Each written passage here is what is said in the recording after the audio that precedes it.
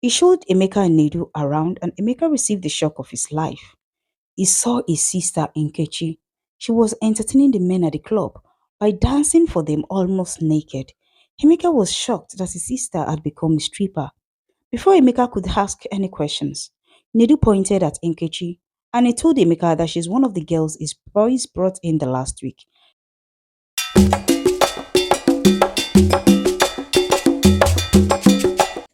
Once upon a time, in a small Nigerian city called Abraka, there lived a young man called Emeka. Emeka owns a shoe business in Abraka and is well known as a hardworking businessman. One day, a young man Nedu from Abuja visited Emeka's shop. He bought a lot of shoes from Emeka who was very happy and he gave him his card. After that day, Emeka would call Nedu from time to time to ask him when next he was coming. But whenever he does, he would tell him that he would come again very soon.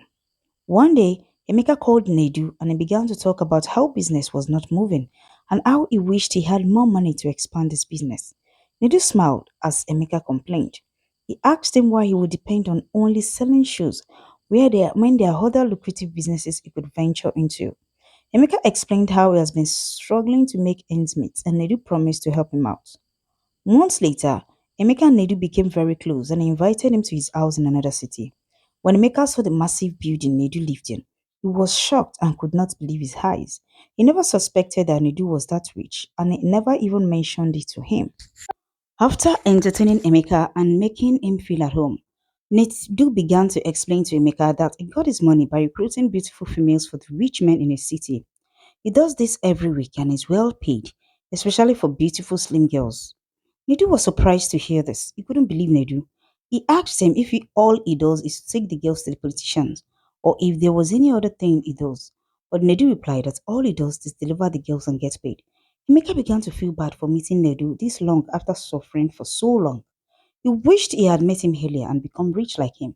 He told Nedu that he was interested in his business without asking further questions or thinking about it deeply. Nedu then asked Emeka to start by bringing 5 girls that weekend. Emeka left the next morning with a promise to return with more than 5 girls by the weekend. As Emeka sat in the bus going back to his village, he began to calculate how much he would make by bringing 5 girls every week. And he knew at that moment that the moment for his life to change has come. He thanked God for meeting Nedu and he began to plan how best to spend the money he was going to make. That evening, he met Nkiru, a beautiful young lady who has been trying to seduce him and make him a man. He agreed to date her and he told her to come with him to a party in Abuja over the weekend. Nkiru was surprised. She asked him if he agreed to date her because he was trying to show her off at a party, but Emeka replied that he truly loves her. He also told her to come with her friends and is willing to pay for the transportation to and from the party. Nkiru called more than 10 of her friends immediately when she heard this, and Emeka was happy that he has gotten his first set of girls as he promised Nedu. Emeka was happy that he has hit a jackpot because the more the girls, the more the money he would make. By the weekend, 12 girls, including Nkiru, moved with Emeka in a public transport and he paid for all of them. When Nedu saw the 12 beautiful girls, he was impressed as Emeka and he shook his hands for the job well done. The girls were entertained and drugged, and by midnight, politicians with exotic cars arrived at Nedu's apartment to pick up the girls. The girls did not understand what was happening as they had slept off. Emeka was not around and he did not know what was going on. The men paid Nedu as they picked up the girls and they were gone. The next morning, Nedu gave Emeka an envelope containing a huge amount of money. Emeka screamed and danced around the large sitting room as he held the dollars in his hands, and Nedu laughed and danced with him. Emeka prayed and thanked Nedu for showing him how to make money, and they talked into the night. Nedu narrated how he met the rich man who introduced him to the business when he couldn't make ends meet for years. He said, one of the rules of the business is that you do not leave where you pick the girls from.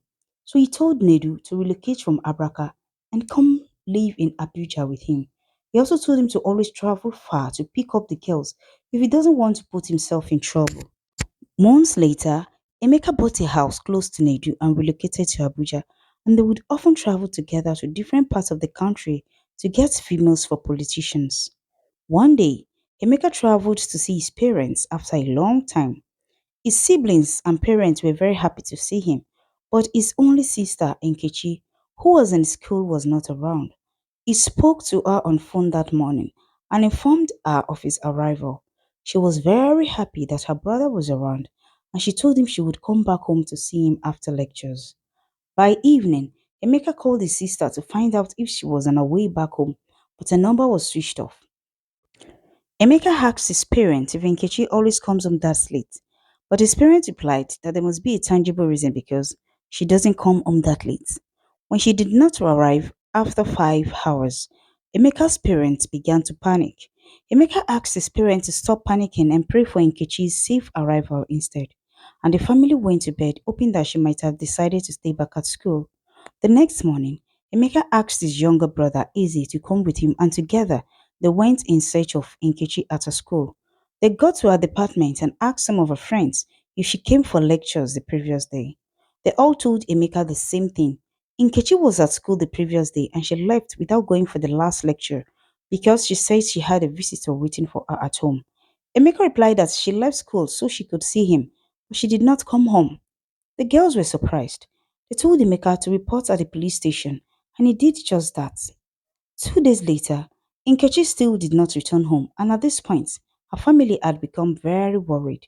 They paid radio stations and TV stations, and even posted posters of her around the vicinity for people to reach them if she has been seen around them.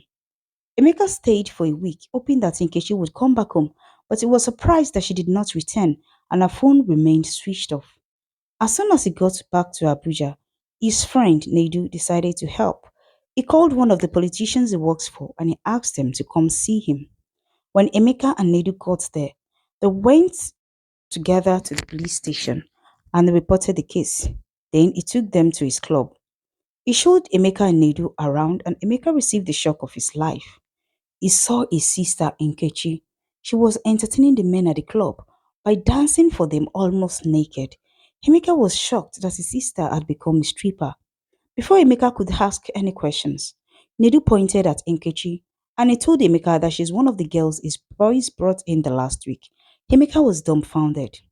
The politician told Nedu and Emeka that Nkechi has been very resourceful as she does the job of a sweeper perfectly. He also told Emeka that Nkechi has made a huge amount of money for his club for the little period she has spent there. Emeka could not believe what was happening. He asked Nedu to come with him and he stormed out of the club. Nedu followed him immediately. Emeka stood at a corner, fuming in anger. He told Nedu that the girl they're talking about is his missing sister, and he wondered how she became a stripper because she's a church girl. Nedu was surprised. He explained to Emeka that the girls are first being drugged as soon as they arrive, so his sister is working under the influence of drugs. Emeka was very angry. He told Nedu to find a way to rescue his sister or he would inform the police, but Nedu laughed at him. He asked Emeka to calm down because the politician is well connected and no one can just arrest him without concrete evidence. He then reminded Emeka that if he reported the man, he might implicate himself because he is also involved in the business of bringing girls to them. Emeka did not know what to do. He pleaded with Nedu to help him get his sister out of there, and Nedu promised to help him, even though he wasn't sure how to do that. Emeka and Nedu went back into the club and they pretended like everything was fine. The politician entertained them and assured Emeka that he would do everything within his power to make sure that his sister is found. He then told Emeka and Nedu to cheer up and drink. The politician left after a while, leaving Emeka and Nedu behind. Emeka was very happy that it was an opportunity for them to help Nkechi escape. But what he did not understand was that Nedu had chatted with the politician earlier and they had decided to kill Emeka. And as Emeka was sharing his plans on how to rescue his sister with Nedu, he was also updating the politician. When they got to where Nkechi was supposed to be changing her costume, they found it empty. Some guys arrived and Nedu ordered them to surround Emeka and take him away. Emeka could not believe what was happening. He pleaded with Nedu to have mercy on him, but he told them it was too late. Nedu called him a betrayal for going against the oath he took when he joined them a few years back. Nedu told him that they would have to kill him for betraying them and there is no two ways about it.